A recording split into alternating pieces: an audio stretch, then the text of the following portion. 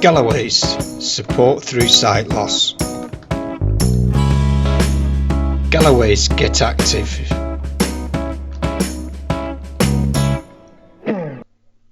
Hesketh Out Marsh. Hi everyone, James and Jane here on a very windy day.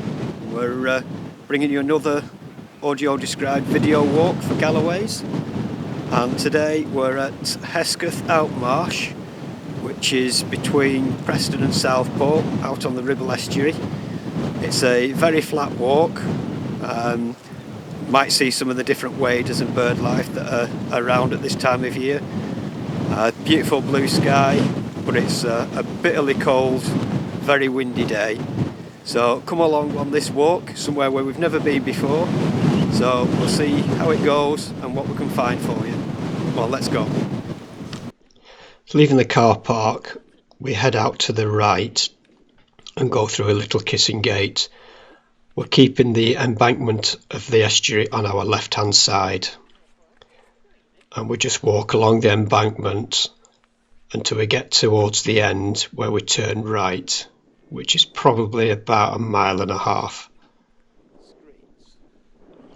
So we've got a fence on our left hand side, we've got the path on the embankment, beautiful blue sky, and we've got the greens and browns of the fields. This site is part of the Ribble Estuary National Nature Reserve and is a haven for a huge variety of wildlife. You can walk east or west along the flood bank, linking Southport to Hesketh Bank to view the marshes and adjacent farm fields. Saving our saltmarsh.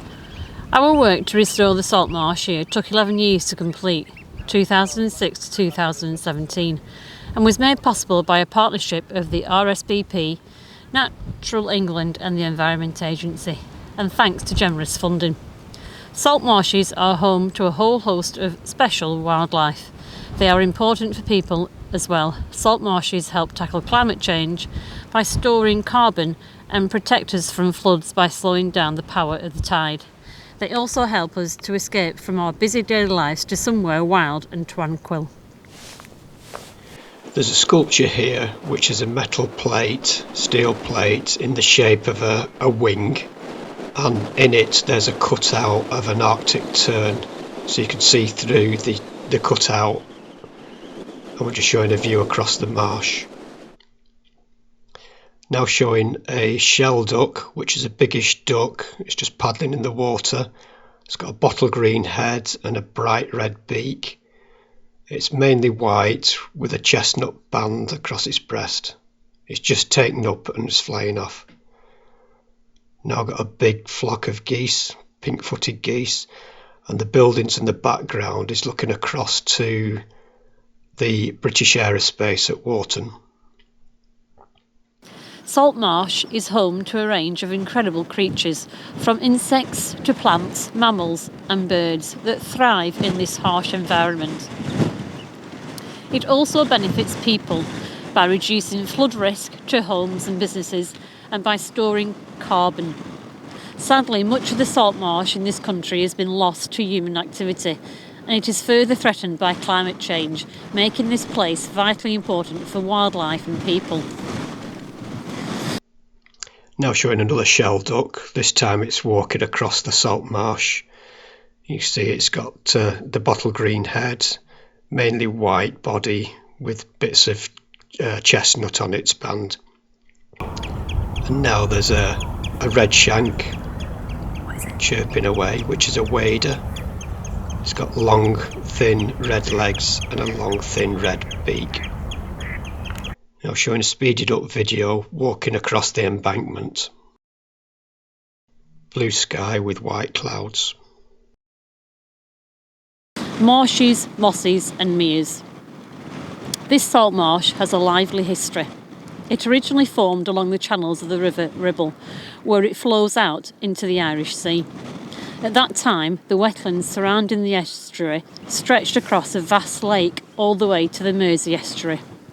This created a formidable barrier to invaders and travellers, from the Vikings to the Romans.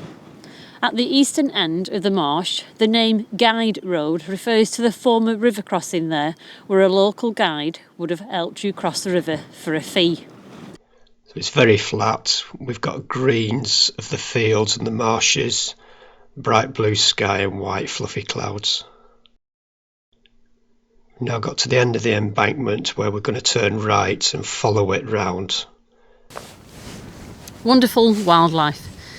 This reserve is tidal, and so only specially adapted plants and animals can survive the salty conditions. Thousands of water birds such as widgeons and teals choose to spend the winter months here. Others, like elegant avocets, the emblem of the RSPB, come here to nest in spring. Some birds choose to stop off here to refuel on their long migrations between the Arctic or Africa. There's something different to spot every season. So we can carry on following the embankment. A changing climate changes minds. In the 1970s, a local developer enclosed Hesketh Out Marsh with an outer bank, and the land was converted for growing crops. But by the turn of the century, it was clear that our climate was changing and this bank was not going to last. With the sea level rising, a partnership of the RSPB, Environment Agency and Natural England recognised the urgent need to plan for the future. The existing flood banks were not strong enough to withstand the increase in the tides and stormy conditions. At the same time, there was a great need to create new saltmarsh habitat for wildlife, to replace the thousands of hectares that have been lost to development.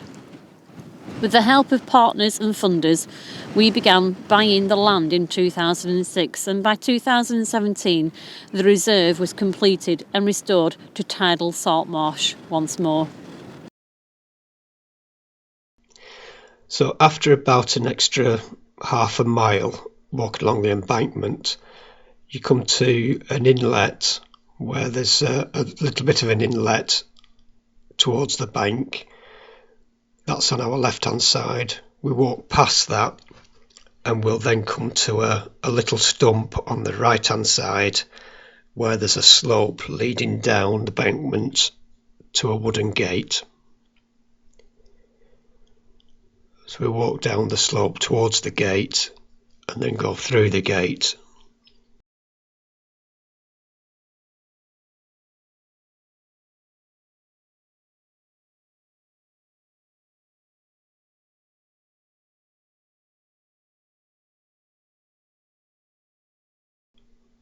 So once we go through the gate, we walk across another embankment where there's a drainage channel on our left hand side and crop fields on your right.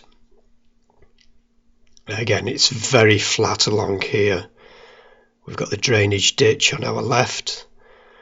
We've got the blue sky with small fluffy clouds and the greens of the fields. A small bunch of daffodils on the embankment blowing in the wind. Working with nature. The partnership achieved our aims by the careful readjustment of the flood defences, a process known as managed realignment, and one of the largest projects of its kind in the UK. The outer 1970s bank has been breached in 8 places, allowing the tide back into the site. The end of the path, when we get to the road, we turn right and then left along another embankment. This has recreated lost salt marsh, providing space for nature and for flood waters. The restored salt marsh acts as a buffer, absorbing the energy of the tides and reducing their impact on the flood defences. The Environment Agency recreated a network of creeks and dug pools for wildlife. Using the excavated material, they built a bigger, better flood bank at the rear of the marsh to cope with a 1 in 200 year flood tide and to protect the houses and farmland of Hesketh Bank from rising sea levels. Working with nature rather than against it is the way forward. A bit further along this track, on the right hand side, there's a big drainage pond that's full of water. You probably use that for watering the fields in summer as well.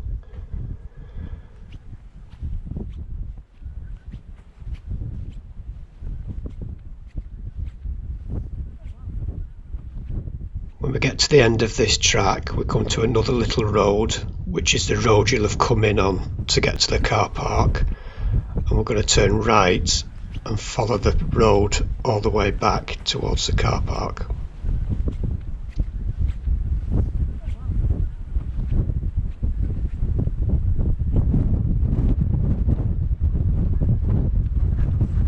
Okay everyone, that was a very flat and very windy walk in the sunshine over here at Hesketh Out Marsh. I'm hoping you can still hear us over this wind.